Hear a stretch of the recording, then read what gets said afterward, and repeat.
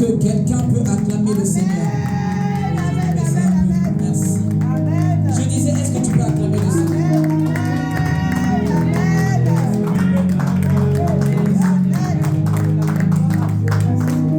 Amen, amen, amen. Alléluia. Je vous salue tous au nom de Jésus. Je disais que je vous saluais tous dans le nom précieux de Jésus. Alléluia. Est-ce que tu peux saluer ton frère et ta soeur qui est à tes côtés? Dis-lui, sois les bienvenus dans la maison de l'Éternel. Dis-lui, sois les bienvenus. Est-ce que tu peux te déplacer? Lui dire, sois les bienvenus dans la maison de l'Éternel.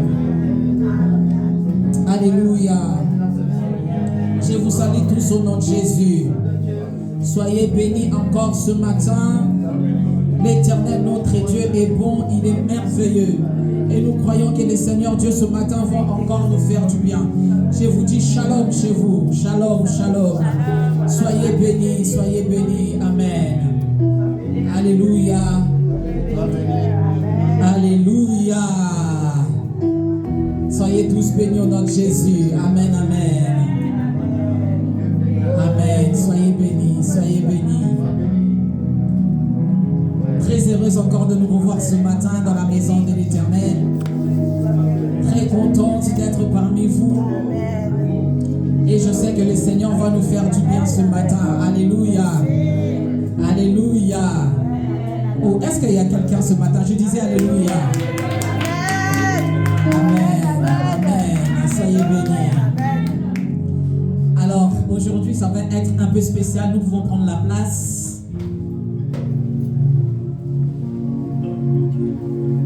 Ce matin va être un peu spécial. Amen. Bonne année encore. Amen. Je disais bonne année. Très content de voir frère Marc ce matin. L'homme de Dieu, que Dieu te bénisse. Je suis content de te voir ce matin. Merci encore de ta présence. Et merci à vous tous qui êtes là ce matin. Alléluia. Nous avons passé un très bon mois de janvier. Qui était béni au mois de janvier? Qui était béni au mois de janvier? Le Seigneur nous a tellement fait du bien. Alléluia. Encore ce matin, quand je suis rentré ici, en venant ici, quand je me suis mise à genoux en train de prier, j'ai dit au Seigneur merci pour ce qu'il a commencé à faire. Alors tout ce que je pouvais dire au Seigneur, c'était mes larmes. Mes larmes ont seulement coulé parce que le Seigneur est en train de faire des choses extraordinaires. Alléluia. Je ne sais pas si quelqu'un voit les choses comme moi je le vois ce matin. Que tes yeux physiques ne te trompent pas. Que tes yeux physiques ne te trompent pas. Le Seigneur est en train de faire des choses extraordinaires dans cette église. Le Seigneur est en train de faire des choses magnifiques au milieu de nous. Amen. Donc comme je le disais, aujourd'hui c'est un culte vraiment spécial. C'est que le Seigneur va faire avec nous. J'aimerais le dire que c'est maintenant. À partir du mois de février, le Seigneur va commencer. Alléluia. Au mois de janvier, nous étions là dans notre programme, le fils d'Isaac, qui s'est très bien passé. Je bénis le Seigneur déjà pour les témoignages. Je bénis le Seigneur pour ce qu'il a fait. Amen. Amen. Alors, nous débutons notre premier dimanche du mois de février. Et c'est par là que le travail commence. Amen, amen. Alors, j'aimerais que quelqu'un sorte son carnet ce matin. C'est pourquoi je nous recommande toujours d'avoir des croyants à écrire. Parce que quand tu viens dans la maison de Dieu, tu vas à l'école. Et un élève qui veut réussir dans les études, il a toujours ses affaires. Amen.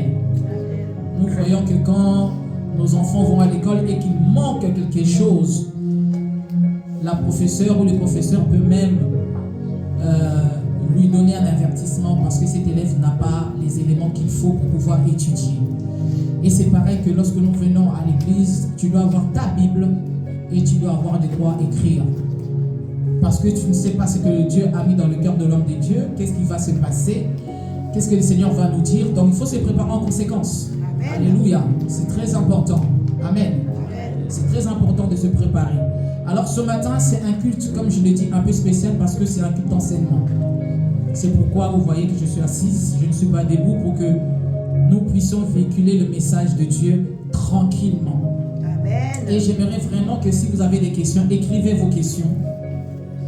Et ensuite, vous pouvez venir me voir. Nous n'avons que 1 heure. 1 heure d'enseignement, ce n'est pas beaucoup, malheureusement.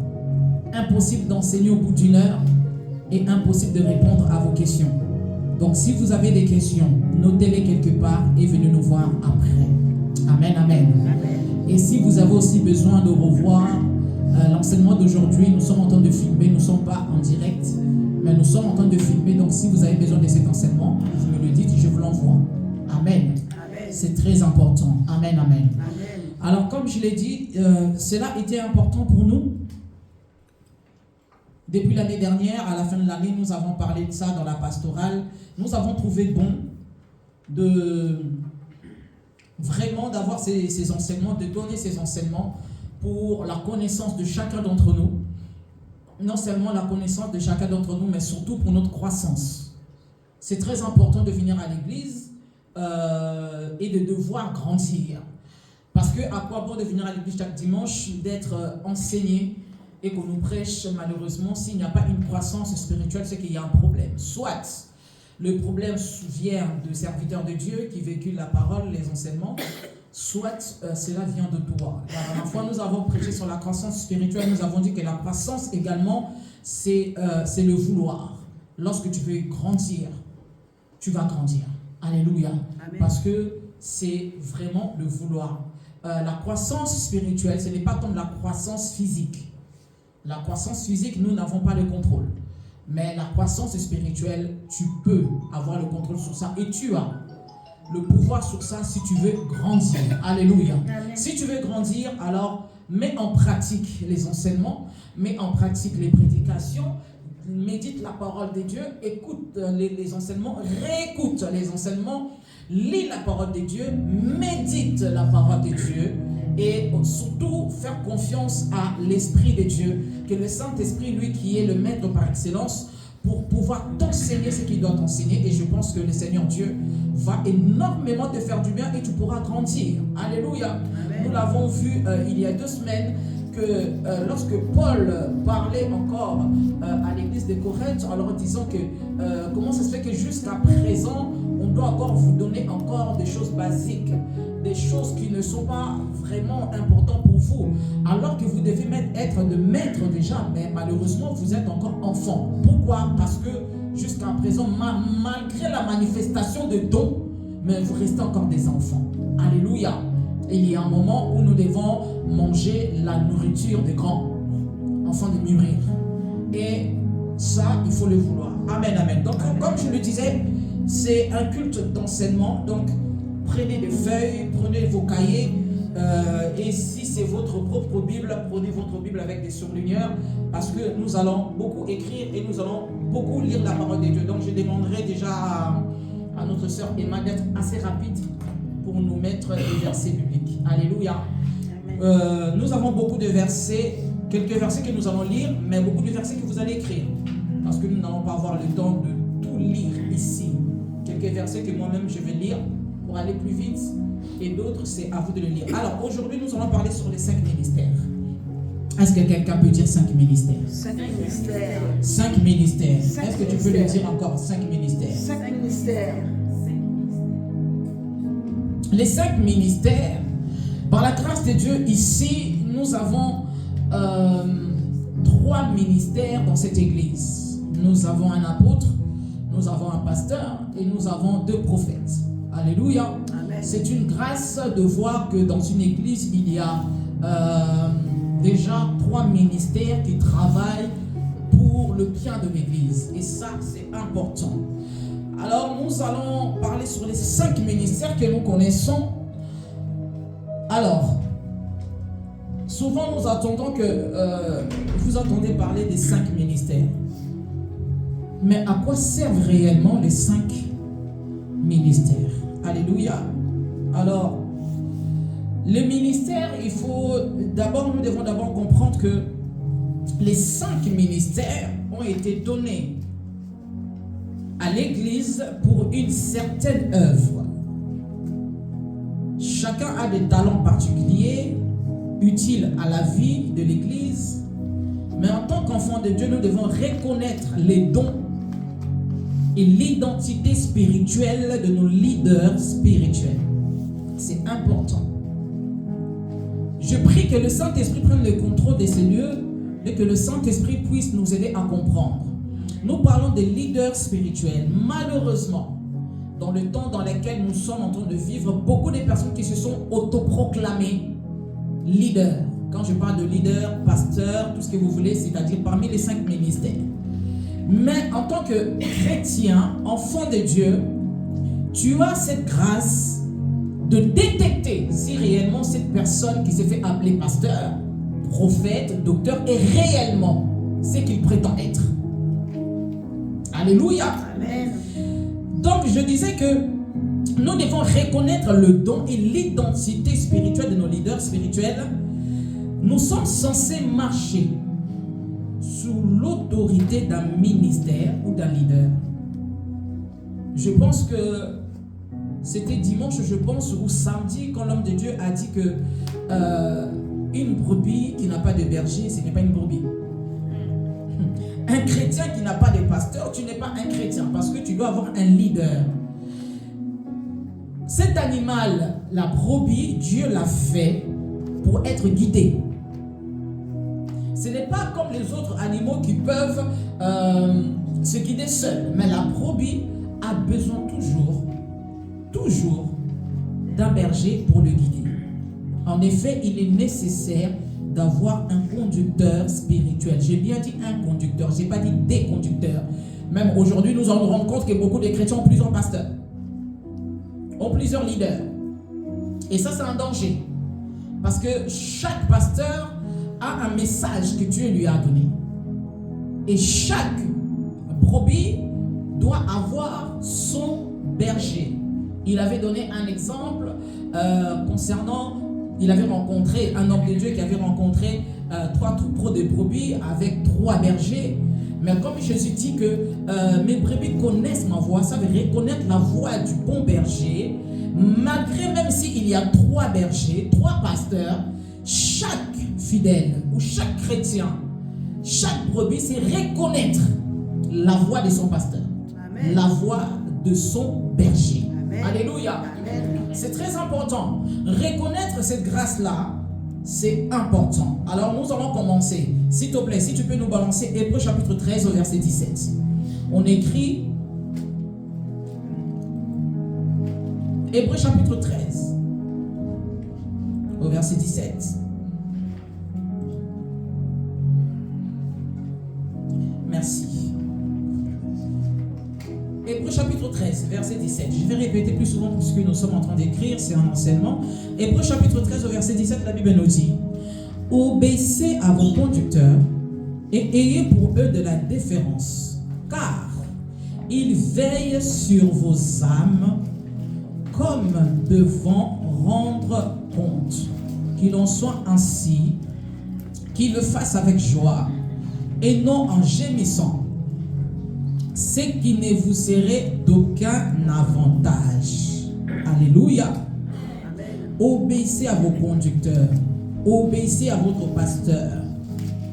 Parce que si tu n'obéis pas à ton pasteur, il va commencer à gémir, il va commencer à murmurer. Et la Bible nous dit que cela ne sera pas en aucun cas pour votre avantage. Alléluia. Parce que si tu n'obéis pas à ton pasteur, alors que la Bible nous dit que c'est lui qui veille sur ton âme.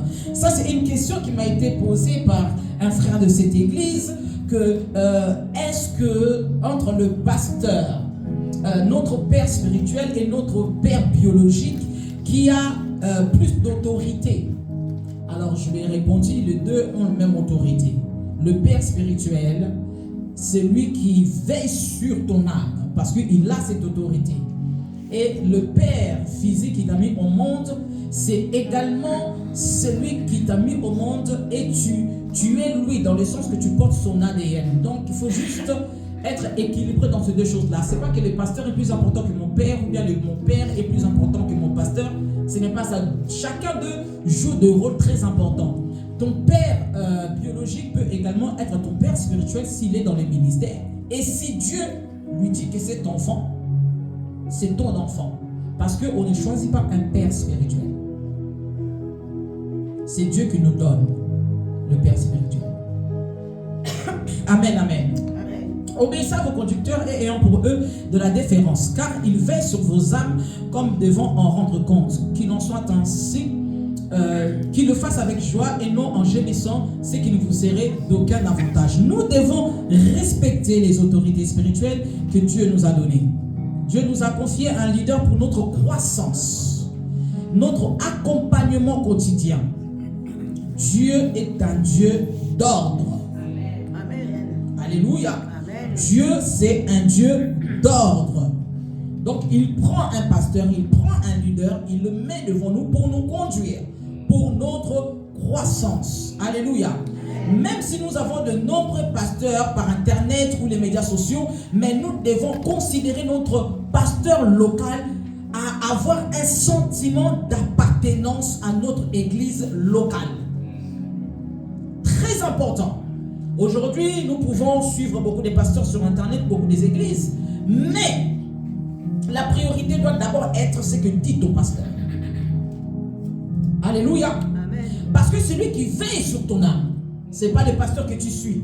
Même si tu connais un pasteur, vous avez des bonnes relations, tant que ce n'est pas le pasteur de ton église locale, ça ne sera pas la même chose. On lui doit du respect, on le respecte, on écoute ses conseils, mais le message qui est véhiculé, premièrement, que je dois d'abord prendre en considération, c'est d'abord celui donné par mon pasteur de mon église locale. Parce que celui qui prend le temps de prier pour moi, celui qui m'enseigne, c'est lui qui me guide pour ma croissance spirituelle. C'est lui qui est là. Alléluia. C'est très important. La Bible nous renseigne sur les raisons qui ont motivé Dieu à donner des dons et des talents, donc des appels différents à ses enfants. Alors, puisque nous parlons de 5 ministères, nous allons prendre Éphésiens chapitre 4, s'il te plaît. Éphésiens chapitre 4, on écrit Éphésiens chapitre 4, verset 11 jusqu'au verset 16. Éphésiens chapitre 4, 11 à 16. Amen, amen. Je le lis pour nous, notre Jésus. La Bible nous dit, et il a donné, donc Dieu, et il a donné les uns comme apôtres, les autres comme prophètes, les autres comme évangélistes, les autres comme pasteurs et docteurs. Alléluia. Ça nous fait 5 ministères. Au verset 12, la Bible nous dit, pour les perfectionnements des saints, en vue de l'œuvre du ministère et de l'édification du corps de Christ. Alléluia. Amen. Alléluia. Amen. Le Seigneur a établi les 5 ministères dans l'Église. Pourquoi? Pour perfectionner la vie des croyants. Alléluia. Amen. Pour aider les chrétiens à avoir la stature parfaite, les préparer pour l'avènement du Christ. Lorsque Christ reviendra, l'Église doit être prête. Alléluia. C'est important. Pour les perfectionnements des saints en vue de l'œuvre du ministère et de l'édification du corps de Christ. Amen, amen. Nous allons dans 1 Corinthiens chapitre 12.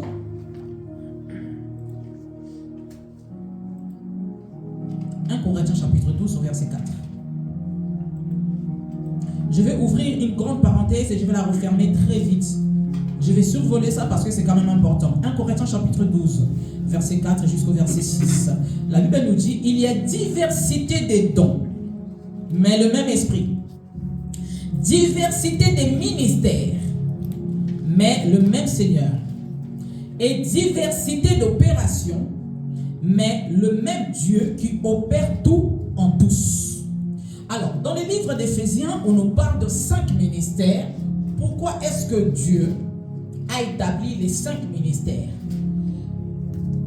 Les apôtres, les prophètes, les docteurs, les évangélistes et les pasteurs.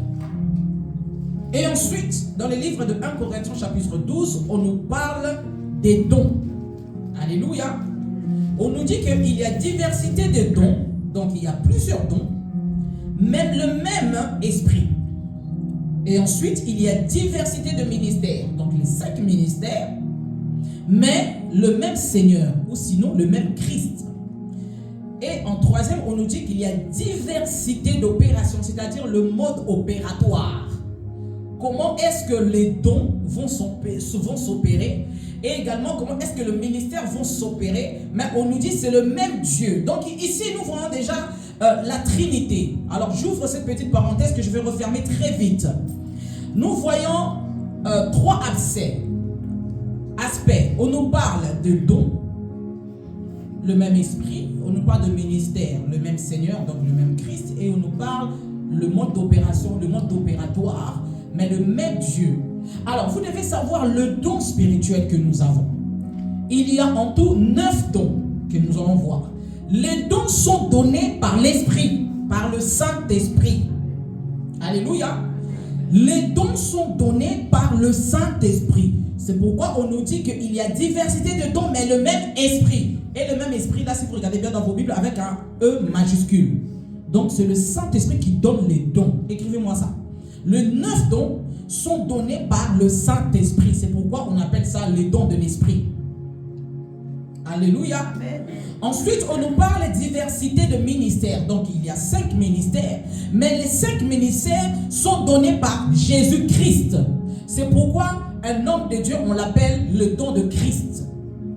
Je ne sais pas si vous avez déjà entendu ça quand on dit don de Christ, qui veut simplement dire que c'est Christ qui donne les ministères, les 5 ministères. Et ensuite, on nous parle de la diversité d'opérations, mais le même Dieu. La façon dont les ministères vont s'opérer, la façon dont les dons vont s'opérer, ici c'est Dieu le Père qui contrôle tout en tous.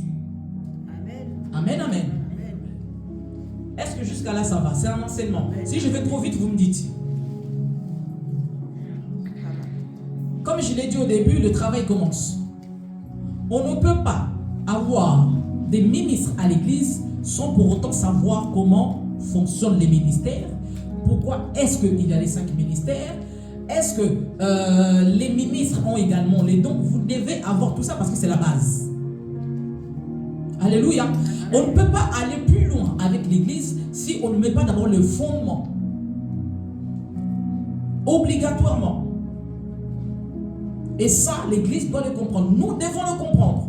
Ce sont des choses qu'on doit vous enseigner.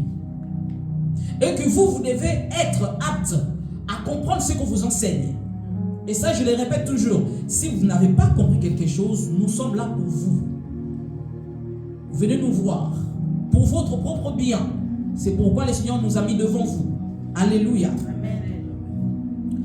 Alors, nous parlons ici, comme je dis, j'ouvre cette grande parenthèse parce que c'est important. Nous avons en tout 9 dons qui sont donnés par le Saint-Esprit. Alléluia. Amen. Et parmi ces 9 dons, on les sépare en 3 catégories. Et je pense que certains d'entre vous qui êtes ici, vous allez vous retrouver dedans. Nous avons 9 dons séparés en 3 catégories. Et dans ces 3 catégories, nous avons 3 dons, etc. Alors, première catégorie, c'est ce qu'on appelle les dons de puissance. Écrivez avec moi, dons de puissance. Le don de puissance, dans cette catégorie, nous allons retrouver le don de guérison, les dons d'opérer des miracles et les dons de la foi. Je ne parle pas, ici la Bible ne parle pas de la foi que nous devons avoir pour croire que Christ est vivant. Ok? Ça c'est la foi que tout chrétien a. Mais nous, quand la Bible parle du don de la foi, là c'est un don. C'est quelque chose qui surpasse la foi ordinaire, si je peux le dire ainsi. C'est-à-dire que si tu crois dans ton cœur que Christ est mort et ressuscité et que tu le confesses de ta bouche, tu es sauvé. Parce que tu as cru et tu as la foi. Mais là, on parle du don de la foi qui va au-delà. Et parmi les dons de puissance, nous avons le don de la foi, le don le don des guérisons et le don d'opérer des miracles. Deuxième catégorie, nous avons le don de la révélation. Don de la révélation. Parmi les dons de la révélation, nous avons parole de connaissance, parole de sagesse et les discernements des esprits. Alléluia. J'aime bien dire avoir le don de discernement des esprits. Ce n'est pas avoir un esprit de soupçon. C'est-à-dire que je vois cette personne, j'ai l'impression que cette personne a tel esprit. Non, c'est pas ça. On parle du don que le Saint-Esprit donne, c'est-à-dire que le Saint-Esprit te révèle. Et les discernements des esprits, ce n'est pas réservé que pour les mauvais esprits. Ce n'est pas réservé que pour les mauvais esprits. Alléluia. Les dons des discernements des esprits, c'est aussi pour les esprits bons ou les esprits de Dieu.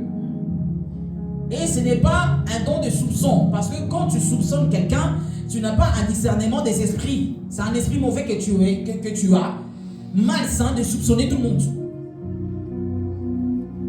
Et c'est dans cette catégorie que nous avons le don de la révélation. Troisième catégorie, le don d'inspiration, qui émane de l'intérieur de nous. Les dons d'inspiration. Dans le don d'inspiration, dans cette catégorie, nous avons la prophétie, nous avons la diversité des langues et l'interprétation de langues. Je vais vous expliquer ça très vite. Le don de la prophétie, je pense que tout le monde sait qu'est-ce que c'est.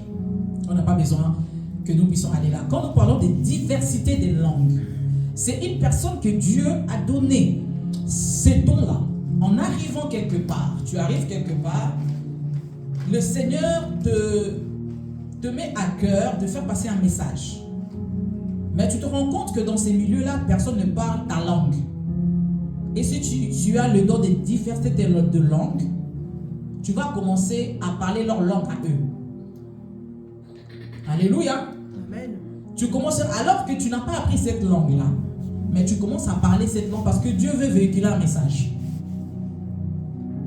Et les dons de diversité de langues, d'interprétation de langue, c'est aussi cette personne, on peut être là à l'église, Dieu veut véhiculer également un message. Mais la personne qui reçoit ces messages-là prie en langue. Et la personne qui a ces dons, Dieu lui ouvre les oreilles pour écouter ce que cette personne dit. Cette personne parle en langue et moi j'interprète ce que tu es en train de dire parce que Dieu veut nous parler. L'interprétation de langue, ça va bien au-delà. C'est pourquoi ce sont les dons de l'esprit donnés par le Saint-Esprit. Ce n'est pas quelque chose que toi-même tu viens, tu te décides. Non. Contrairement, je dirais, aux 8 dons, le don de la prophétie, par contre, surtout quand tu es prophète et que tu as maîtrisé ton domaine, la Bible nous dit que l'esprit de prophète est sur mon prophète. C'est-à-dire que tu peux prophétiser si tu veux. Oui. Parce que tu sais contrôler ton esprit. N'est-ce pas, prophète? Si j'ai envie de prophétiser, je prophétise. Si je n'ai pas envie, je ne prophétise pas. Même si le Saint-Esprit me dit, si je ne vais pas ouvrir la bouche, je n'ouvrirai pas. Là, c'est autre chose. Parce que en tant que ministre dans le ministère de prophète, je ne parle pas de celui qui a le don, mais celui qui a le ministère, c'est-à-dire celui qui porte le don en lui, en tant que prophète. Si tu as atteint un niveau spirituel, tu peux prophétiser du matin jusqu'au soir. Parce que tu sais comment ouvrir ton esprit dans le monde des esprits, voir là où les gens ne peuvent pas voir, amener tes yeux spirituels là où tu veux aller et tu peux prophétiser. Je ferme cette parenthèse. Alors pourquoi je vous parle des dons spirituels? Les dons spirituels, tout ministre de Dieu, tout celui qui est appelé dans le ministère, c'est-à-dire parmi les 5 ministères, a des dons. A de dons spirituels, peu importe. Peu importe les dons. Dieu peut te faire grâce que tu as même les 9 dons. Moi je crois qu'un ministre de Dieu peut avoir les 9 dons. Je crois à ça. Il faut aspirer aux choses meilleures comme Paul le dit. Si tu aspires à ça en tant que ministre de Dieu, tu peux avoir le 9. Alléluia. Je vous parle des dons spirituels parce que vous allez vous rendre compte que chaque ministre de Dieu ou bien chaque appelé dans son ministère, il a des dons qu'on peut regarder. Il manifeste tel don, il est appelé dans tel ministère. Je prends un exemple facile. On reconnaît un évangéliste comment? Il faut savoir qu'on ne se lève pas le matin et on se fait appeler un ministre de Dieu. Non. D'abord, on travaille dans le travail. Tu commences d'abord à manifester le charisme ou les charismes. Les charismes, c'est le don. Tu manifestes d'abord le don. Je prends un exemple d'un évangéliste. Un évangéliste, il est appelé à gagner les âmes. Lui, son travail ou bien le désir que Dieu a déposé dans son cœur, c'est aller vers les païens, les gagner. Mais comment gagner un païen? Parce que prêcher ne suffit pas pour gagner un païen. Alors qu'est-ce qu'il faut faire? Parce qu'une personne qui est incrédule, pour le gagner, tu dois manifester les dons. Alors, chaque évangéliste, il manifeste d'abord le don de la guérison, les dons des miracles et les dons de la foi. Parce que si tu n'as pas la foi comme don, la guérison et les miracles, c'est difficile. C'est pourquoi c'est attaché. Un évangéliste, on le reconnaît dans le don de puissance. Parce qu'un incrédule, tu peux le prêcher. Il n'est pas obligé de croire. Mais lorsque tu manifestes le don et qu'il y a un mort qui était là, tu lui ressuscites, la personne va croire. Et tu vas les gagner. C'est pourquoi on reconnaît un évangéliste par les manifestations de dons que Dieu a déposés en lui. Et chaque évangéliste a le don. Je prends un exemple très facile. Beaucoup croient que Benny Hinn, c'est un prophète, alors que c'est un évangéliste. Quand vous regardez son ministère, vous allez vous rendre compte, il opère dans les miracles, dans les guérisons, dans les résurrections, etc. C'est un évangéliste et ce n'est pas un prophète.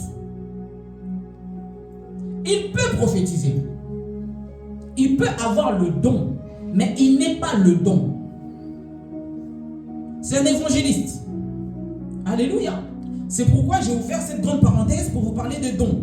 Parce que les dons est attaché au ministre de Dieu. Chaque ministre, chaque ministère est attaché au don. Ce n'est pas le don qui fait un ministre de Dieu, mais c'est juste que l'appel, pour être prouvé parmi les hommes, il faut manifester des dons. Amen. Amen. Alors, je vais fermer cette parenthèse de dons. Pourquoi est-ce que je ferme la parenthèse de dons spirituels, les dons qui sont donnés par le Saint-Esprit? Maintenant, j'aimerais vraiment que nous puissions nous concentrer sur le don de Christ. Pourquoi est-ce qu'on appelle les hommes de Dieu un don de Christ? Parce que tout simplement, Christ lui-même, il avait les 5 ministères. Alléluia. Christ avait les 5 ministères. Je vais vous le prouver selon la parole de Dieu. Nous prenons Matthieu chapitre 11, verset 1er. Matthieu chapitre 11, verset 1er. Matthieu 11, 1er, la Bible nous dit: lorsque Jésus eut achevé de donner ses instructions à ses 12 disciples, il partit de là pour enseigner et prêcher dans les villes du pays. La Bible nous dit que Jésus allait enseigner et prêcher dans les villes du pays. Jésus était un docteur de la parole, parce que Jésus passait son temps à enseigner. Premier ministère qu'il manifestait. Le ministère d'enseignement, le ministère de docteur. Deuxième, Jésus-Christ était également un apôtre. Marc, au chapitre 3, verset 13. Chapitre 3, verset 13. Marc, chapitre 3, verset 13. Pour aller plus vite, je le lis pour nous. La Bible nous dit qu'il monta ensuite sur la montagne.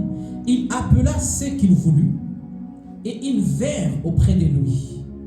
Il en établit 12 pour les avoir avec lui et pour les envoyer prêcher avec le pouvoir de chasser les démons. Et il établit 12 pour les avoir avec lui et pour les envoyer prêcher avec le pouvoir de chasser. Ici, c'est l'apostolat.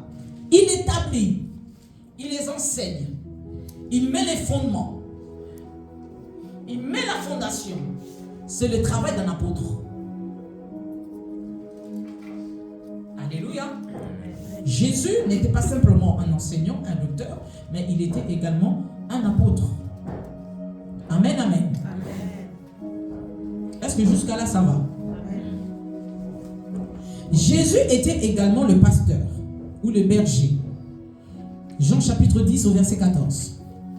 Jean chapitre 10 au verset 14, la Bible nous dit, c'est Jésus qui dit que je suis le bon berger. Je connais mes brebis et elles me connaissent. Je suis le bon berger. Jésus est en train de dire que je suis le bon pasteur. Parce qu'un berger, c'est un pasteur. Alléluia. Jésus était lui-même un pasteur. Je suis le bon berger. Ensuite, Jésus est également prophète. Matthieu chapitre 9 au verset 4. Matthieu chapitre 9 au verset 4. La Bible nous dit, et Jésus, connaissant leurs pensées, il dit, pourquoi avez-vous des mauvaises pensées dans vos cœurs? La parole des connaissances. Jésus dit, la Bible nous dit que Jésus, connaissant les pensées de leur cœur. Voilà le prophète qui est Jésus. Jésus connaissait les pensées de toutes les personnes qui étaient là. Jésus le prophète. Jésus également, il avait le ministère en tant qu'évangéliste. Jean au chapitre 7, verset 37. Jean chapitre 7 au verset 37. La Bible nous dit, les derniers jours, le grand jour de la fête, Jésus, se tenant debout, s'écria, si quelqu'un a soif, qu'il vienne à moi et qu'il boive. Celui qui croit en moi, de fleuves d'eau vive couleront dans son sein, de son sein, comme dit l'Écriture. Alléluia. Amen. Jésus, un évangéliste, il se lève, il crie que non, venez à moi, celui qui a soif. Venez. Venez à moi, si vous voulez être sauvé. Celui qui a soif, venez prendre de l'eau et buvez. Vous allez être sauvé. Alléluia. Amen. Ça, c'est l'appel d'un évangéliste. Il crie, il leur dit non, venez, écoutez ma voix. Si vous voulez vivre, donnez votre vie à Christ. C'est ça qu'un évangéliste fait. Alléluia. Alors, je vous ai donné les 5 versets où Jésus exerçait les 5 ministères en tant qu'apôtre, pasteur, docteur, évangéliste et pasteur. Alléluia. C'est pourquoi les hommes de Dieu, ou bien ceux qui ont l'appel, les ministres de Dieu, on les appelle le don de Christ. Parce que Christ lui-même a manifesté ces 5 ministères. Alléluia. Et ensuite, on dit que à la fin, par rapport au verset que nous avons lu tout à l'heure, que c'est dans les livres d'Éphésiens, quand la Bible nous dit que 1 Corinthiens chapitre 12 au verset 4, la Bible nous dit qu'il y a diversité de dons.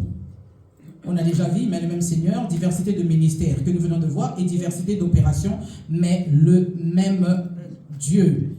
Le même Dieu qui opère tout en tous. Alléluia. Le mode opératoire, la façon dont le Seigneur fait, comment est-ce que le don doit être opéré, le ministère, etc. Cela est donné par le Père. Et c'est par là que nous voyons la Trinité. Donc tout cela, une fois que nous, en tant qu'enfants de Dieu, en tant que chrétiens, lorsque nous comprenons cela, je pense que déjà ce que je viens de nous donner est déjà assez fort et important pour que nous puissions aller méditer et travailler dessus, pour que nous puissions comprendre. Parce que je crois dans mon cœur que chacun d'entre nous, nous avons des dons de l'esprit que le Seigneur a déposés en nous, et plusieurs d'entre nous ici également ont aussi des appels dans les ministères. Alléluia. C'est très important. Alors, nous allons entrer dans notre sujet. Matthieu chapitre 16 verset 18. Écrivez Matthieu chapitre 16 au verset 18. Ici c'est Jésus qui parle. Il dit, et moi, je te dis que tu es Pierre, et que sur cette pierre je bâtirai mon église, et que les portes du séjour de mort ne prévaudront point contre elle. Amen, amen. Matthieu chapitre 16 au verset 8. Alors, nous parlons des 5 ministères. Il est important de comprendre que les 5 ministères conjuguent un même objectif. Nous l'avons lu pour le perfectionnement des saints en vue de l'œuvre. Alléluia. les 5 ministères convergent ensemble, travaillent ensemble pour la croissance des enfants de Dieu. Je reviens par rapport à ce que nous avons lu concernant les dons spirituels, les ministères.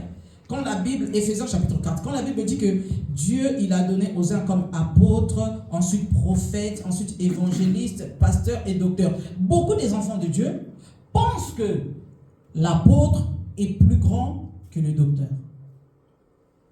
Ou bien les prophètes, parce qu'ils regardent l'ordre. D'abord, l'apôtre, le prophète, le pasteur, l'évangéliste et les docteurs. Et les docteurs, ils sont tout petits. Non, c'est pas ça. C'est pas ça du tout. En fait, la Bible le fait ainsi, vous allez le comprendre après, par rapport au fonctionnement. Pour que les choses se fassent selon Dieu. Alléluia. Ce n'est pas que... Il y a d'autres personnes qui disent, ah mais j'ai connu telle personne. Par exemple, moi, je prends mon exemple, c'est très simple. Beaucoup de personnes, au début, vous m'avez connu en tant que pasteur. D'accord?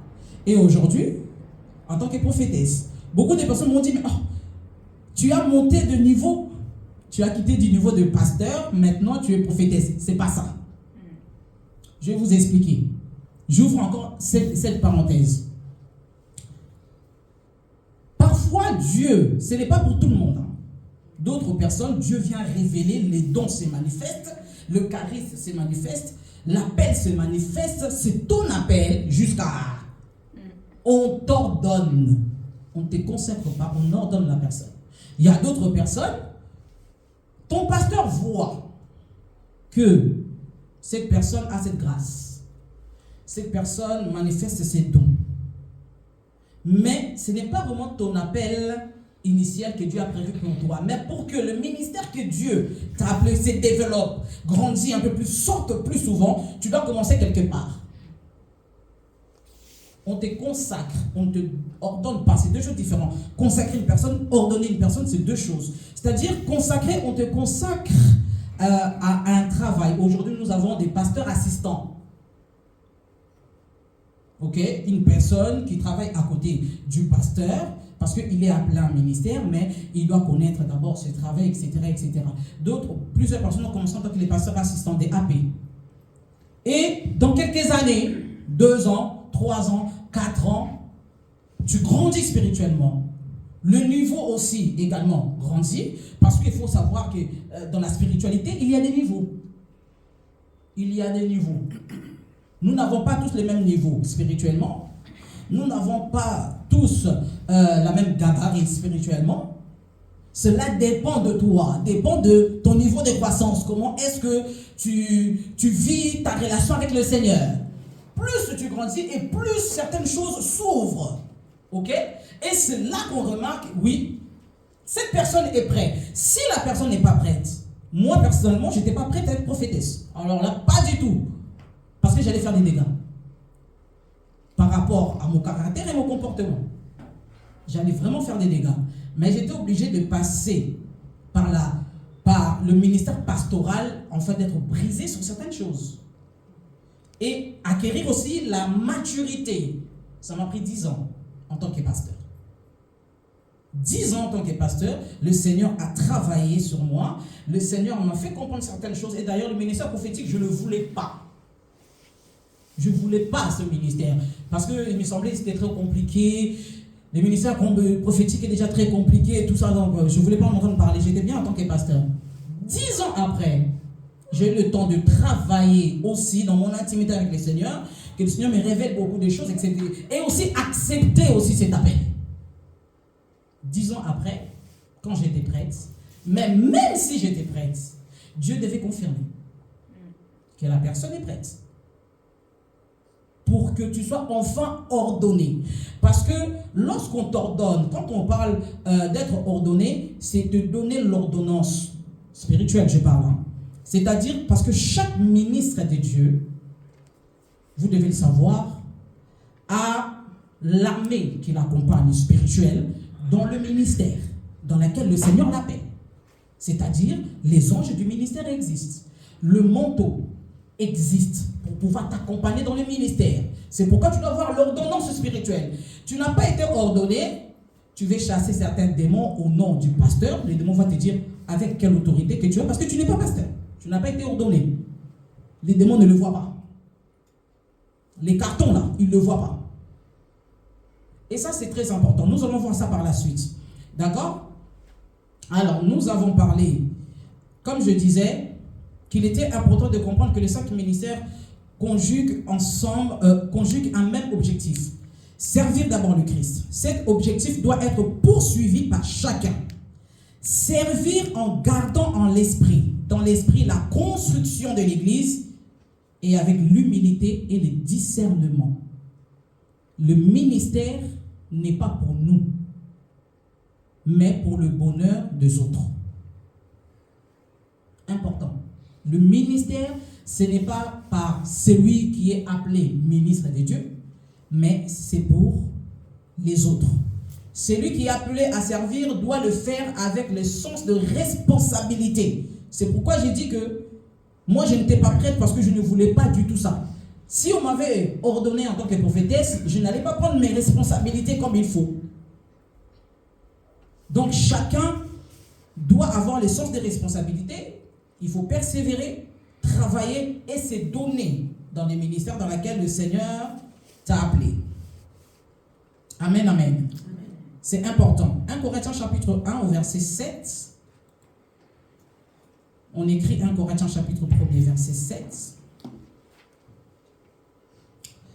Ici, Paul parle aux Corinthiens, une église très extraordinaire. Il dit de sorte qu'il ne vous manque aucun don dans l'attente où vous êtes de la manifestation de notre Seigneur Jésus-Christ. Qu'à l'église, il ne doit vous manquer aucun don. Quand je parle de don, je parle de don de Christ. Les dons de Christ, les 5 ministères. Paul, il le dit, de sorte qu'il ne vous manque aucun don dans l'attente où vous êtes de la manifestation de Jésus-Christ, de notre Seigneur Jésus-Christ. L'église a besoin de ce don aujourd'hui encore. Nous avons besoin des serviteurs de Dieu dans l'église. Nous commençons par les ministères apostoliques. Écrivez avec moi, apôtre. Qui est un apôtre? Vous devez savoir qu'il y a une grande différence. Jésus avait 12 apôtres. D'accord? Ces 12 personnes n'avaient pas le ministère apostolique. C'est ça la différence. Parce que parmi les 12, il y en a qui étaient, oui, des apôtres. Il y en a qui étaient des docteurs. Il y en a qui étaient des évangélistes. Il y en a qui étaient des prophètes. Mais les 12 personnes que Jésus avait choisies, c'était pour les équiper en tant qu'apôtres, les enseigner les mystères du royaume et enfin d'aller transmettre le royaume qui a été enseigné dans le monde. En fait, apôtre, ça veut dire envoyé de Dieu. Là, je parle de 12 ans. Envoyé de Dieu. Je prends un exemple. Malheureusement, ces choses-là se font jusqu'aujourd'hui. Je parle des colons. Je prends un exemple des colons. L'Afrique a été colonisée, n'est-ce pas? Nous, au Congo, la République démocratique du Congo, nous avons été colonisés par les Belges. En fait, ils ont fait une mission d'apostolat. C'est-à-dire qu'ils ont ramené chez nous leur façon de s'habiller, leur façon de parler, leur façon de se comporter. C'est ça en fait la mission d'un apôtre. Au lieu qu'ils prennent toute la RDC et la ramenent en Belgique, ben non, ils ont ramené la Belgique chez nous. Et les apôtres que Jésus avait, leur mission était de ramener le royaume chez ceux qui ne connaissaient pas le royaume de Christ.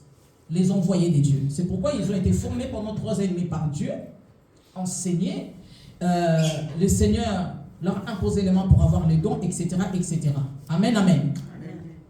Je ferme cette parenthèse. Mais ici, on parle du ministère apostolique. Le ministère apostolique, un apôtre, qui est un apôtre? L'apôtre a reçu une onction pour poser des fondements. Pendant que je parle de 5 ministères, prenez juste un exemple d'une maison. Rien ne peut être levé dans une maison s'il n'y a pas de fondation. S'il n'y a pas de fondation. Parce que vous pouvez venir dans un terrain qui est libre, où il n'y a rien. Vous ne pouvez pas mettre des colonnes. Vous pouvez mettre des colonnes, mais si la fondation n'y est pas, s'il y a des secousses, s'il y a du vent, s'il y a des tempêtes, la maison va s'écrouler. Et la mission d'un apôtre, c'est poser d'abord, il a cette onction de poser des fondements.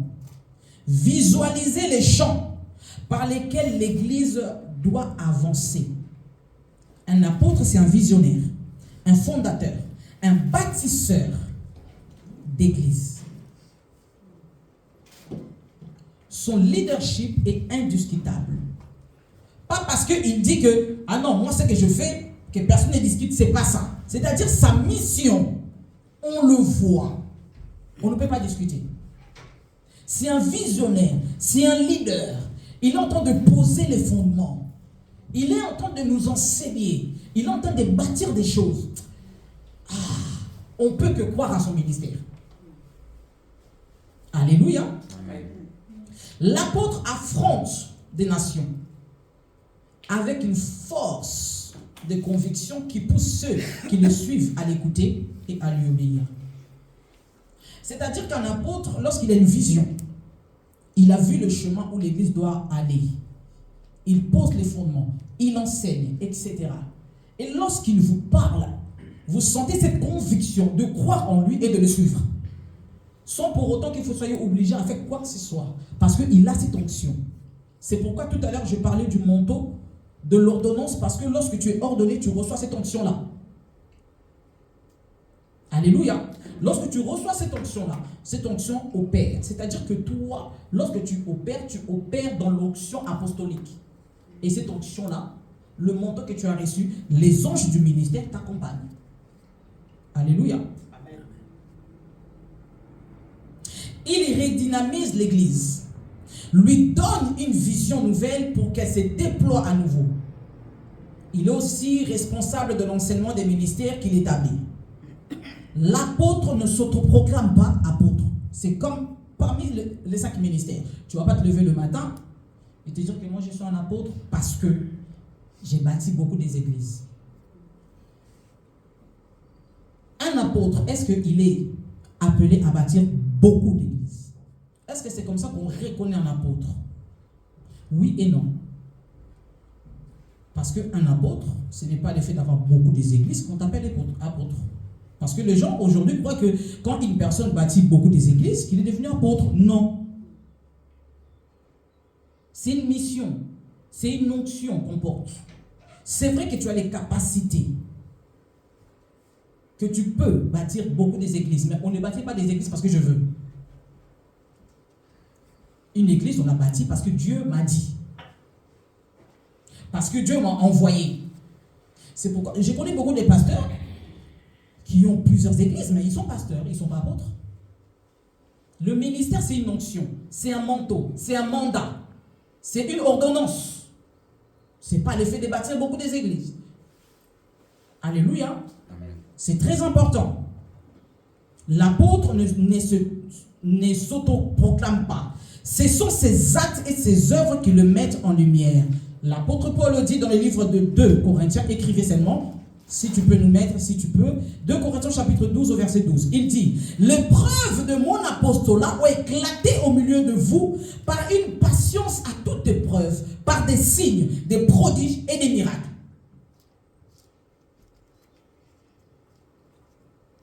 Alléluia. C'est Paul qui le dit.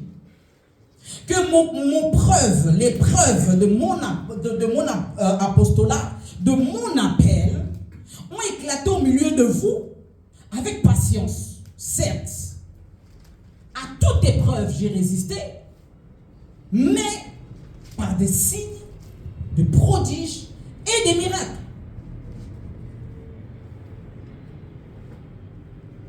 avait dit, si on remonte un peu, que chaque ministre de Dieu, il porte en lui des charismes, ou des charismes, des dons. Et lui, l'apôtre Paul, il manifestait le don de puissance, des signes, des miracles et des prodiges. Et il dit que c'est par cela que vous pouvez reconnaître que je suis un apôtre. Pas parce que je le dis, mais parce que ça se voit. Oui. Aujourd'hui, en tant qu'enfant de Dieu, connaissons la parole. Parce qu'il y a tellement de choses qui se disent que moi je suis apôtre. J'accepte. Mais je vais t'observer. Les signes qui prouvent que tu es réellement un apôtre. Parce que les signes, c'est biblique. Les signes doivent se voir. Pas parce que tu le dis, mais ton ministère doit être aussi prouvé, approuvé par les épreuves, avec le temps, la patience. Et nous devons voir les signes. Si les hommes pouvaient dire, mais Jésus, là, on ne comprend pas. Il est prophète ou il est docteur? Parce qu'ils ont vu qu'il y a un moment, Jésus enseignait beaucoup. On pouvait dire qu'il était docteur. Mais il y a un moment, Jésus faisait des miracles. On dit, mais en fait, il est qui? Il y a un moment, Jésus, il prophétisait, mais on ne savait pas trop. Pourquoi? Parce que tout simplement, comme je l'ai dit au début, Jésus portait les 5 ministères. Il y a un moment, il prophétisait, on pouvait dire qu'il était prophète. Il y a un moment, il enseignait, on pouvait dire qu'il était docteur. Il y a un moment, lui-même, il disait que je suis le bon berger. Il était le pasteur. En fait, oui. Ça se voyait. Ce n'est pas dire aux hommes parce que vous ne croyez pas en moi. Ce n'est pas une question de croire. Mais le ministère se prouve et ça se voit. Alléluia. Nous reconnaîtrons les apôtres par leur faculté à affronter les assauts de l'ennemi et par leur enseignement toujours inspiré de la parole de Dieu. Alléluia. L'apôtre, il a la grâce. Il peut porter les 5 casquettes. Pourquoi? Parce qu'il joue le rôle de celui qui met les fondements. Avant que les docteurs arrivent, les pasteurs arrivent, il peut jouer les 5 rôles. Il peut porter les 5 casquettes. Parce qu'il doit d'abord mettre les fondements, la fondation.